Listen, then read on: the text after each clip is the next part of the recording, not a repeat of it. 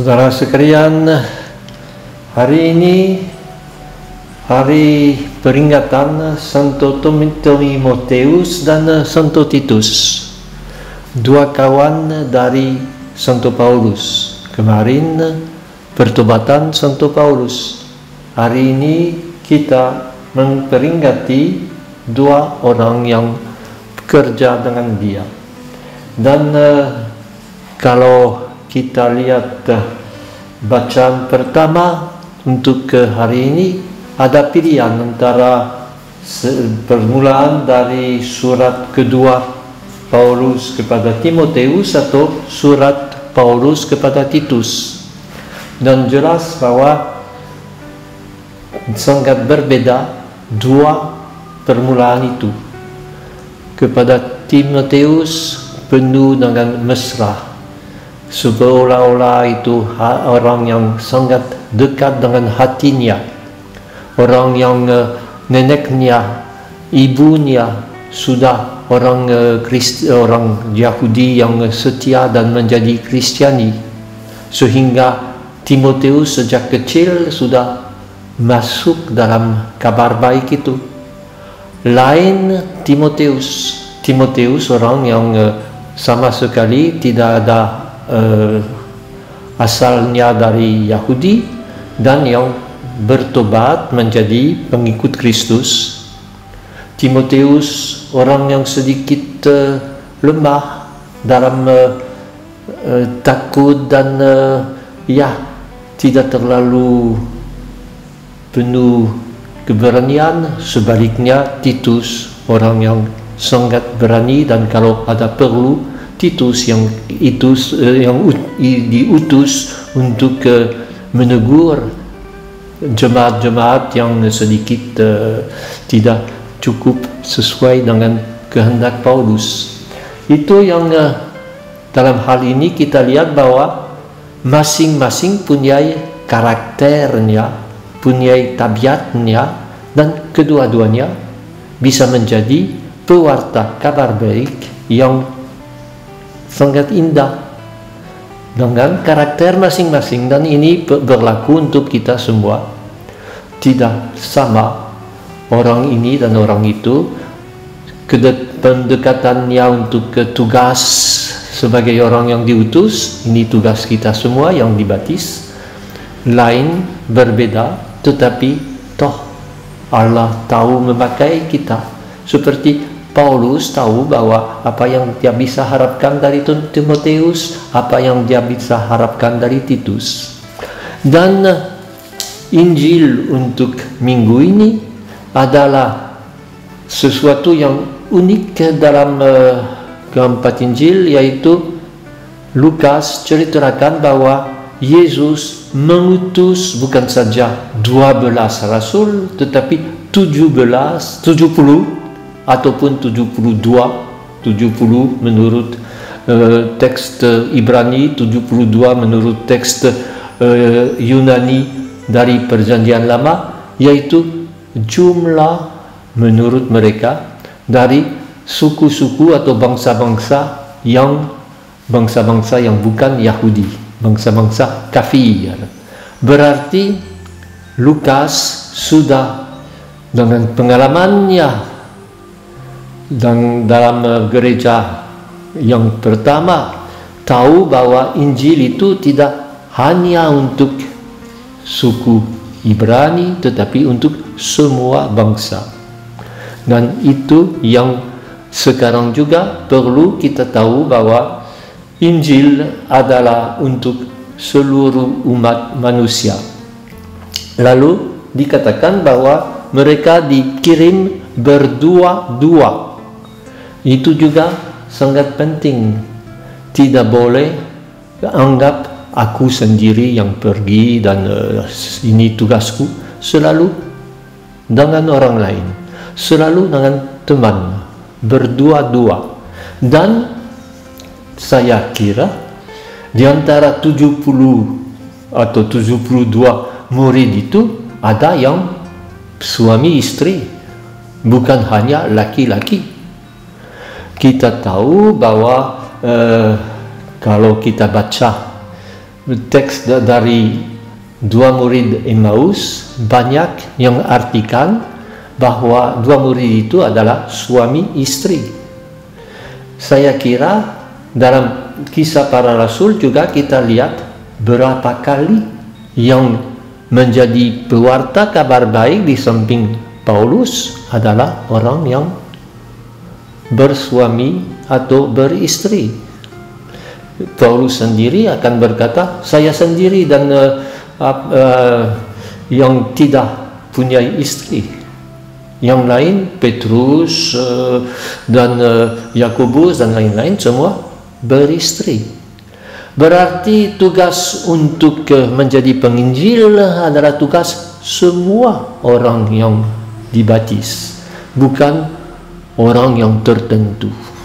Yang tentunya Paulus justru memilih selibat karena dia mau bisa lebih bebas untuk pergi kemana-mana, tetapi masing-masing di dalam lingkungannya bisa menjadi pewarta Injil sebagai keluarga, sebagai suami istri, sebagai orang yang sudah menghayati Injil dalam hidup yang biasa. Itu yang penting. Lalu dikatakan bahwa mereka harus pergi untuk mendahului kedatangan Yesus. Kita mempersiapkan kedatangan Yesus, itu yang dikatakan dalam Injil itu. Dan untuk ini perlu sedikit bebas, yaitu jangan membawa macam-macam, jangan mau sudah lengkap semuanya, pergi dengan tangan kosong.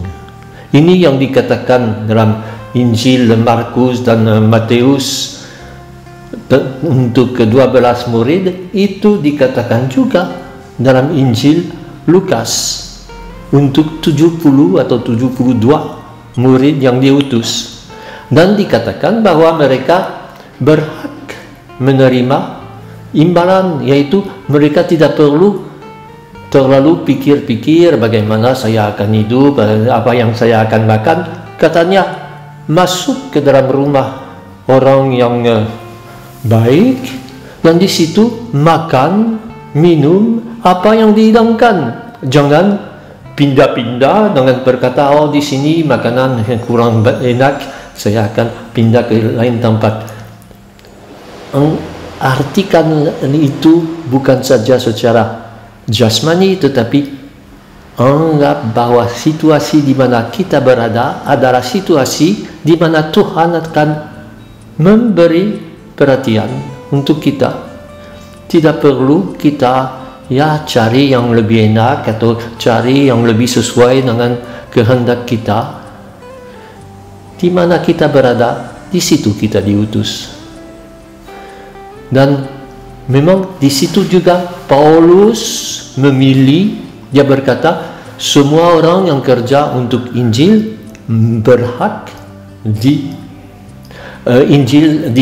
hidup dari Injil itu. Tetapi Paulus sendiri berkata, saya memilih tidak menggantungkan diri dari orang lain. Vincentius untuk orang dari kongregasinya, imam-imam, sudah dalam teks untuk pendirian kongregasinya berkata, jangan mereka menggantungkan diri pada orang yang mereka injili. Mereka harus membawa Injil secara gratis, bukan dengan harapan dibalas atau digaji. Tetapi ini panggilan khusus. Dalam Injil Lukas justru dikatakan setiap orang yang membawa kabar baik berhak hidup dari itu. Lantas kata pertama kalau datang ke tempat orang ialah damai. Damai berarti kesejahteraan, berarti dekat dengan Tuhan, dan damai karena kerajaan Allah sudah dekat. Ini yang dikatakan oleh Yesus dalam Markus sebagai kata pertama dari Yesus waktu dia mulai tugasnya. Kerajaan Allah sudah dekat, bertobatlah dan percayalah kepada Injil. Kata itu bukan saja pada permulaan tetapi terus menerus tugas kita untuk membawa damai, membawa sesuatu yang dihadiahkan oleh Allah supaya kita bisa sungguh-sungguh merasa dicintai dan mencintai. Lalu dengan demikian mereka juga diutus untuk menyembuhkan orang sakit, untuk membuat situasi lebih enak.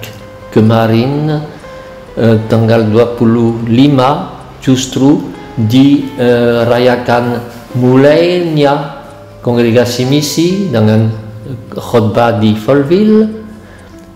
Selalu kongregasi itu mau justru pergi ke tempat orang yang miskin, yang perlu pertolongan baik jasmani maupun rohani.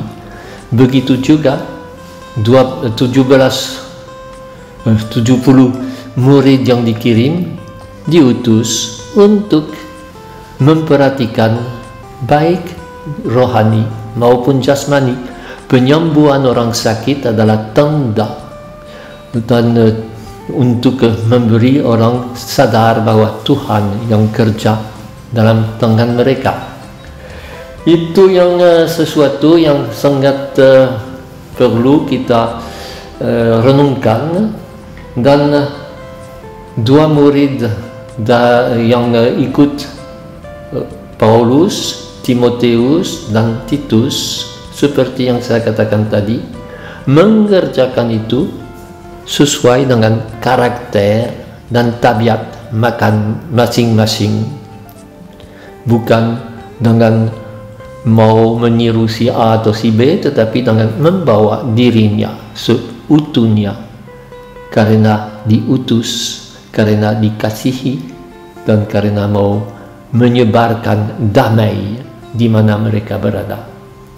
Semoga kita semua sebagai umat Katolik, sebagai pengikut Kristus, mau menjadi serupa dengan 70 atau 72 murid yang diutus itu.